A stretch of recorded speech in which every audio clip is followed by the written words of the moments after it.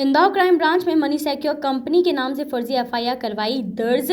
सेवी विभाग से रजिस्टर्ड कंपनी पर लगाए गए थे आरोप। अधिवक्ता मनीष गुप्ता ने बताया कि अनुपम गुप्ता नामक व्यक्ति ने इंदौर क्राइम ब्रांच में शिकायत की। मुझे ये सुनने में आता है कि मनी सिक्योर कंपनी में लोगों से फर्जी तरीके से पैसा लिया जाता है, अधिक मुनाफे का प्रलोभन देकर ठगा जाता है। शिकायत में कंपनी को फर्जी बताया गया। कंपनी का सेवी विभाग से रजिस्ट्रेशन न होना व लोगों के क्वालिफिकेशन नहीं होना बताया गया। अधिवक्ता मनीष गुप्ता ने आगे बताया कि मेरे क्लाइंट की कंपनी सेवी विभाग से रजिस्टर्ड है, क्वालिफिकेशन के सारे दस्तावेज मौजूद हैं। कंपनी के किसी भी क्लाइंट से नहीं किया गया था उनके साथ धोखाधड़ी का मामला।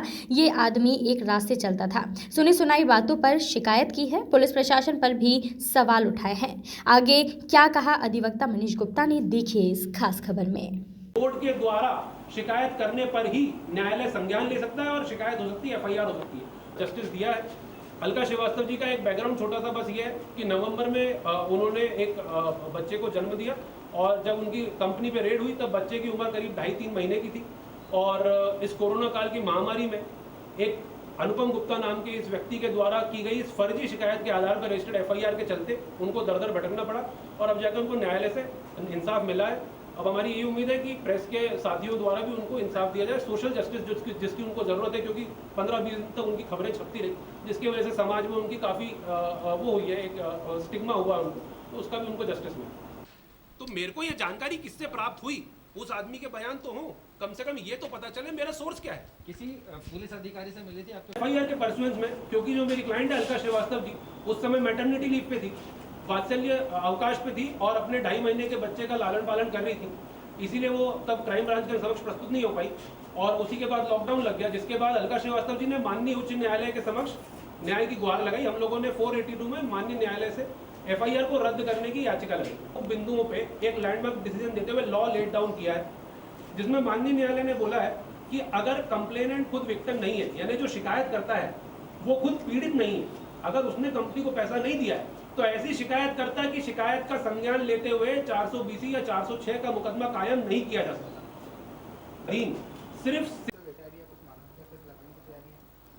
उसके लिए हम लोग हमारे कानूनी पहलू देख रहे हैं और जल्दी उसके सिलसिले में कोई ना कोई कार्रवाई करेंगे। लेकिन आप सभी के माध्यम से मेरा पुलिस प्रशासन से भी ये निवेदन है कि जिस आदमी ने प्रशासन को भी गुमराह किया, सर इस आदमी ने अपराध सिर्फ हमारे साथ नहीं करा है, कहीं ना कहीं इसने प्रशासन को भी गुमराह किया है। जो प्रशासन को इसने एक झूठी कंप्लेंट करी है, तो प्रशासन भी इसका स्वतः संज्ञान लेते हुए उस आदमी के विरुद्ध सख्त से सख्त कार्रवाई करे। मनीष गुप्ता, एडवोकेट, इंदौर हाईकोर्ट में प्रैक्टिस करते हैं।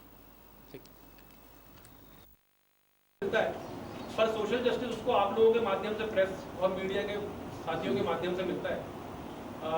ये जो विषय है आज का वो ये है कि पिछले काफ़ी दिनों से हम देख रहे हैं, करीब 1-1.5 साल से इन्वेस्टमेंट एडवाइजरी कंपनियों के ऊपर पुलिस प्रशासन का काफ़ी एक सख्त कार्रवाई चल रही है और एफआईआर वगैरह बहुत सारे केसेस में एफआईआर की जा रही है। न्यायालय ने एक लैंडमार्क जजमेंट दिया है।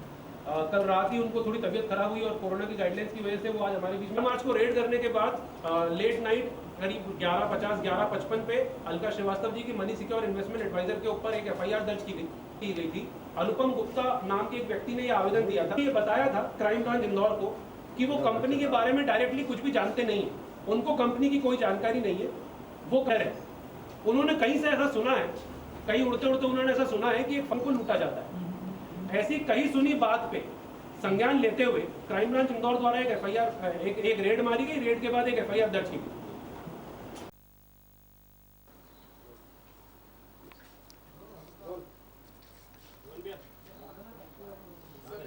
फर्जी एफआईआर की गई थी आपके क्लाइंट के ऊपर, क्या पूरा मामला था और उस पर क्या हाईकोर्ट ने निर्देश दिए, क्या कार्रवाई हुई है? सर, एक आदमी अनुपम गुप्ता नाम का एक व्यक्ति था जिसने क्राइम ब्रांच इंदौर में ये शिकायत करी कि मुझे किसी से सुनने में आया है कि मनी सिक्योर कंपनी में फर्जी तरीके से लोगों से पैसा लिया जाता है और अत्यधिक प्रलोभन, मुनाफे का प्रलोभन देके उनको ठगा जाता है। और उसने ये भी शिकायत करी कि ये कंपनी फर्जी है, इसके पास सेबी का कोई रजिस्ट्रेशन नहीं है और इसके लोगों में कोई क्वालिफिकेशन नहीं है। जबकि मेरे क्लाइंट की कंपनी जो है वो सेबी द्वारा रजिस्टर्ड कंपनी थी, क्वालिफिकेशन के सारे दस्तावेज उनके पास मौजूद थे और किसी भी क्लाइंट के, कंपनी के किसी क्लाइंट ने ये नहीं बोला था कि उसके साथ धोखाधड़ी हुई। ये आदमी जो एक रास्ते चलता आदमी था जिसने सुनी सुनाई बात पे उसने बोला कि मैंने किसी से सुना है। पुलिस प्रशासन द्वारा उस आदमी ने किससे सुना ये सवाल तक नहीं किया गया। कई बार देखने में आता है कि मर्डर, रेप, चोरी, डकैती ऐसे मामलों में भी पुलिस प्रशासन तब तक कंप्लेंट नहीं करता जब तक कि वो वेरीफाई ना कर ले, या फिर कम से कम ये भी देखने में आया है कि एक थाने से दूसरे थाने आदमी को भगाया जाता है कि नहीं ये उस थाने का जुरिडिक्शन है, ये उस थाने का जुरिडिक्शन है। यहाँ पे एक आदमी ने बोला कि मैंने किसी से सुना है, किससे सुना है इसको वेरीफाई नहीं किया गया, बिना वेरीफाई करे एक कार्रवाई करी गई, पहले छापा मारा फिर एफआईआर दर्ज की गई। इस प्रोसेस को हमने चैलेंज किया और हमने इस प्रोसेस को भी चैलेंज किया कि पुलिस को अल्टीमेटली जो कंपनी सेबी से रजिस्टर्ड है उस केस में पुलिस को अधिकार ही नहीं है एफआईआर करने का। माननीय उच्च न्यायालय ने इन बातों के ऊपर अवलोकन किया और इनमें से जिन बातों को सही पाया उसके ऊपर ये जजमेंट दिया है, जहां 3 प्रमुख बातें कही हैं। पहली बात उन्होंने कही है कि अगर कंप्लेनेंट खुद विक्टिम नहीं है, यानी शिकायतकर्ता खुद पीड़ित नहीं है, तो ऐसे आदमी की शिकायत का संज्ञान लेते हुए 406 या 420 की धाराएं रजिस्टर नहीं की जा सकती। दूसरा, उन्होंने बोला कि जो एडवाइजरी कंपनी सिर्फ एडवाइजरी फीस ले रही है, ऐसी कंपनी के ऊपर मध्य प्रदेश निक्षेपकों के हितों का संरक्षण अधिनियम 2000 की धाराएं लागू नहीं हो सकती, क्योंकि इस अधिनियम की धाराओं में अग्रिम जमानत का कोई प्रोविजन ही नहीं है। ड्रैकोनियन लॉ है ये, इससे आदमी को जेल जाना मजबूरी हो जाती है, उसी के बाद जमानत मिलती है। तीसरी चीज़ जो उन्होंने बोली है वो ये है कि जो कंपनी सेबी द्वारा रजिस्टर्ड है, ऐसी कंपनी के केसेस में पुलिस द्वारा एफआईआर नहीं की जा सकती, सिर्फ सेबी बोर्ड की अनुशंसा पे ही माननीय न्यायालय द्वारा संज्ञान लेते हुए इसमें कार्रवाई की जा सकती है। Bureau report Canon news.